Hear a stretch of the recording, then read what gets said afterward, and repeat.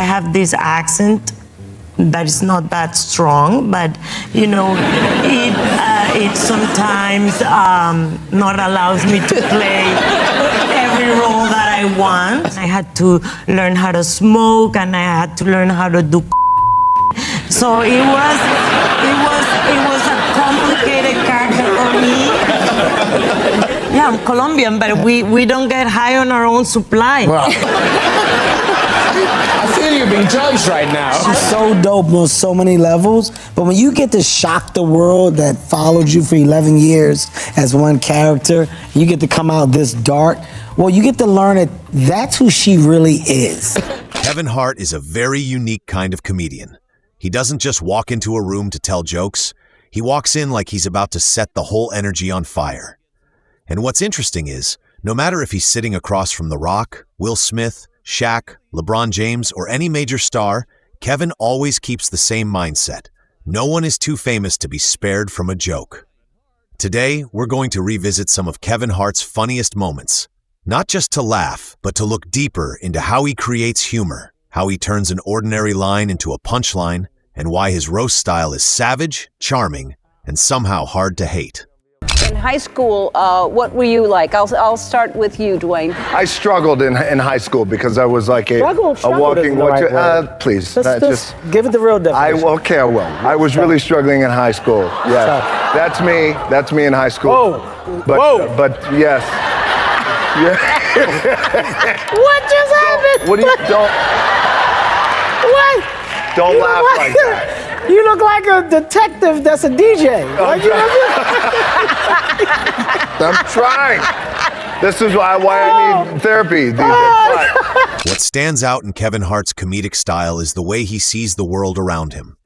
He doesn't need elaborate stories, just a tiny detail, a facial expression, a walk, a slightly off habit, and from there, he blows it up into something completely absurd.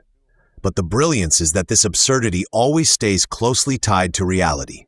The audience doesn't just laugh because it's exaggerated, but because they recognize it. Yeah, that's actually true. That's the core of Kevin's comedy. Not creating something entirely new, but turning the familiar into something unexpected.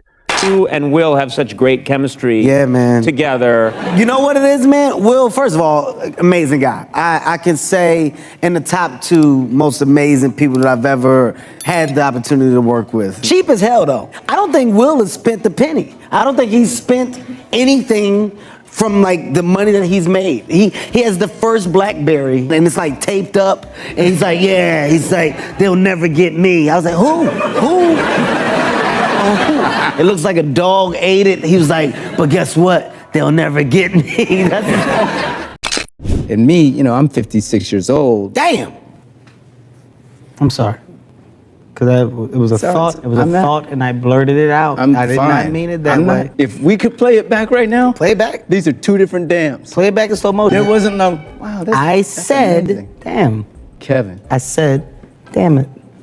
Each time you said it, now it's gotten quieter. I could barely hear you that last time when you said it. Well, that means that you can barely hear the truth. So who has the problem here? And he doesn't stop at words. Kevin also uses his body as an incredibly effective comedic tool. Every glance, the way he leans, steps back, or pretends to be shocked, all help give the joke a physical form. Many times, the punchline hasn't even landed yet, but the audience is already laughing just from his reactions. This is what makes Kevin's style not just something you hear, but something you watch. And when a joke can be seen, it becomes far more shareable and leaves a much stronger impression. I'll tell you a funny story. I pissed James Harden off. James Harden is playing in the game, and the whole game, the whole first quarter, he's off. And I was like, you know why you off? Because you're in my city. Your beard stinks. I hate you. I was like, I hate your calves. I told him, I said, I think you got butt shots. I was saying a bunch of stuff to him. And he got mad. He said, remember all of this. He said, I'm about to cook you. I said, you gonna cook me? Well, put me in the pot, because I'm ready to be cooked. we're talking like I don't even know why he's paying me this much attention. Like at some point I was like, James, this is very unprofessional on your behalf. Like you're not even supposed to be talking to me this much. James went on to score 55 points, and here's the bad part. They beat us by 30. And with like a minute left, he was dribbling the ball, standing at half court, and he was just staring at me. And he goes, tell your team what you did to him. And I said, you keep your mouth shut. That's our business. Kevin Hart here. How you doing? MVP. I got two people I'm not gonna speak to. Wait, I'm in it too? No. You daggone right you in it, man. What are these for? Oh, that's to sit on. Don't come here without. I hate that Chris is dressed like a pallbearer.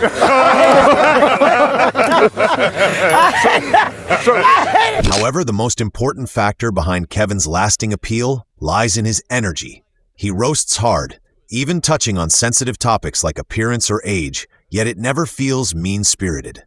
The reason is that he always maintains a playful tone, like he's joking within a close relationship. He doesn't position himself above others to mock them.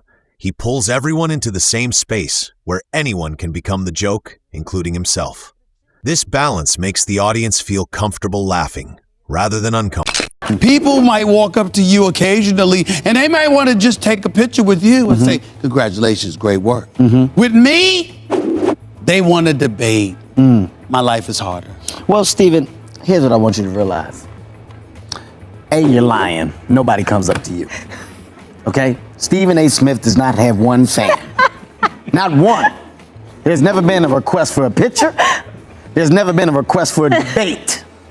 You are you're snap finger famous. That's the guy. What's the guy that's on what's the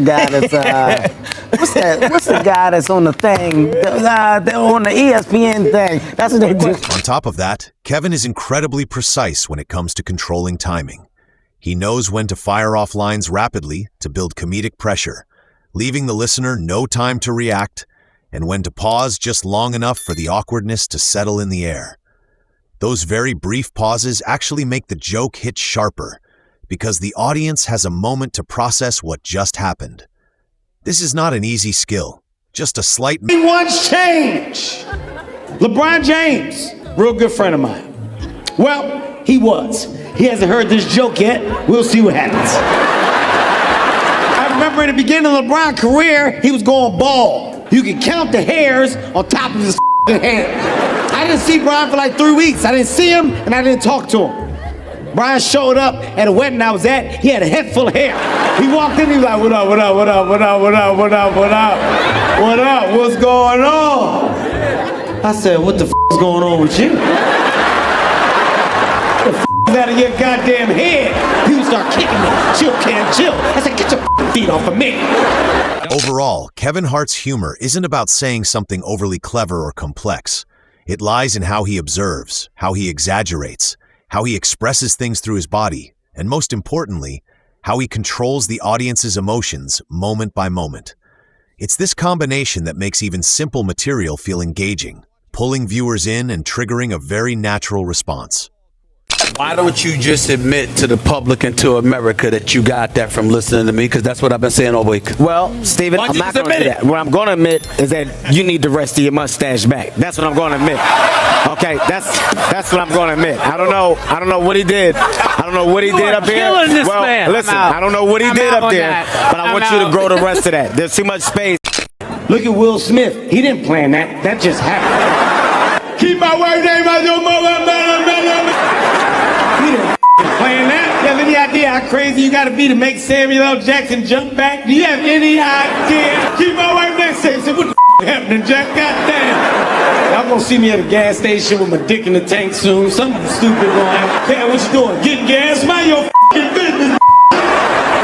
Keep my wife name out your mother. Personally, I think Kevin Hart isn't great because he delivers the harshest jokes, but because he knows how to turn chaos into positive energy. He can make people blush, make an entire room lose control, but in the end, what remains is still a sense of fun, not discomfort. And that's the true level of a comedian. Not just making people laugh, but making them want to keep listening. What about you? What do you think makes Kevin Hart the funniest? His quick wit, his physical expressions, or his ability to roast while still staying likable?